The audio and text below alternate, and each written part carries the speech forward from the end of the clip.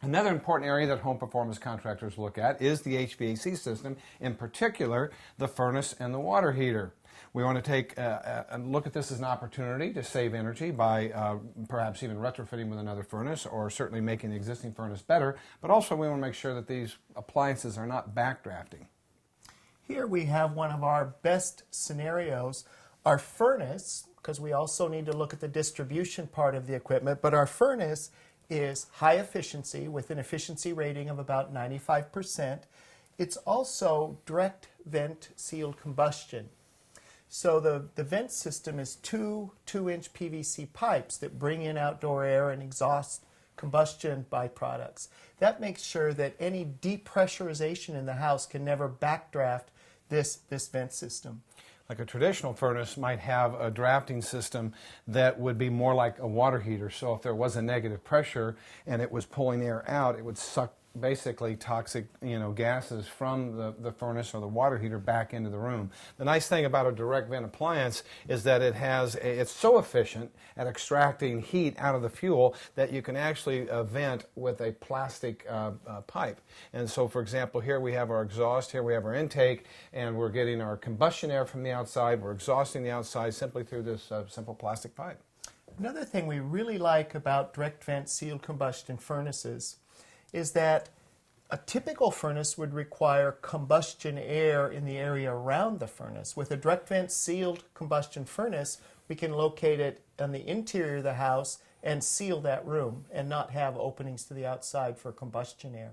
Traditionally, in a laundry room like this, where you had a traditional furnace, you would have to come up with some scenario to where you get combustion air into it. That means ventilated or louvered doors or ducting to the outside where you get that fresh air in for combustion. Our combustion safety testing on a direct vent sealed combustion furnace is real minimal because it's inherently so safe. The only thing we do, we'd go clear to the termination of the flue, which is up on the roof, and measure our carbon monoxide and combustion efficiency there. Otherwise, these are just inherently safe. Typically, furnaces and water heaters, if they're not operating properly, can produce CO. If they're operating properly, they don't produce any carbon monoxide, and that's really the importance of this test. Making sure that you analyze the combustion gases from these appliances to make sure they're not producing CO so you know whether or not you need to effect some repairs. And the furnace and the air conditioning equipment, the equipment is only 1/2 of our whole heating cooling system. The other half of the system we need to pay close attention to is how that heat is distributed to the house, or typically the ducts.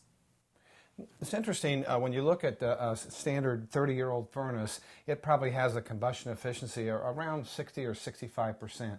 That means 35 cents out of every dollar that you spend on your heating bill is actually lost up the flue. Where you take a high efficiency model like this, only about 4 or 5 cents out of every dollar is lost up the flue. So oftentimes these can be pretty good values in terms of helping to make your home more energy efficient. But the first thing we want to do, of course, is analyze the duct system and make sure that that system doesn't have a lot of leaks, because it doesn't make any sense to heat or cool the outdoors.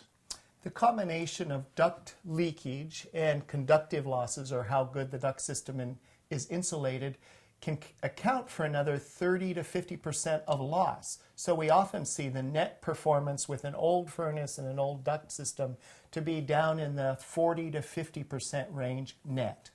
Many older homes have what we call naturally vented appliances, and basically what that means is that the combustion air is warmer than the air around it, so it naturally wants to rise. We call that the stack effect. And as that happens, it carries away the combustion byproducts to a chimney, to the outdoors, which is where it should be. We don't want these backdrafting into our home. So one of the things that we want to do as a home performance contractor is make sure that we check for two things. One, we want to make sure that the appliances are actually operating properly and that we don't have carbon monoxide. And the second thing we check for is we want to make sure that there's no backdrafting. There's not conditions inside the house that might be overpowering this natural stack effect. Like, for example, a clothes dryer in the same room with a furnace, they can exhaust a couple hundred CFM, which might overpower the natural drafting effect of the combustion appliance. So we want to check to make sure that it's not backdrafting. And Rick, you've got some great equipment here to demonstrate that. Yeah. Right next to our high efficiency furnace, we have a conventional water heater that is atmospherically vented. So we want to do 3 quick tests on this to make sure that it's operating safely. when we do our test, the first thing we have to do is set up the house in what we call a worst case condition for negative pressure. So we've turned on the dryer, the bathroom exhaust fans, the kitchen range hood, and we have the house operating under a slight negative pressure that is fairly normal for this house because often we see those things on simultaneously. So after we do that, we turn the water heater on, and then within a few seconds, 60 at the most, we want to make sure that the water heater isn't spilling or it's drafting properly. We use a chemical smoke to see that the air is going in and not out. So here we'll test all four sides and make sure that the smoke is going in. So we see that it's drafting properly and that there's no combustion byproduct spilling. So the next test we're going to perform is we're going to actually measure the vent pressure with a manometer. This device here is what we call a micromanometer, and it's a very efficient device at measuring very subtle differences in pressure. So what I want to make sure is when we take this measurement that this is under a negative pressure, drawing, obviously combustion byproducts up the flue. So even though this appliance is just run for a minute or two, we see a nice strong negative pressure of about 4 or 4.5 pascals. Pascals is our metric unit of pressure measurement. So we see it's drafting well.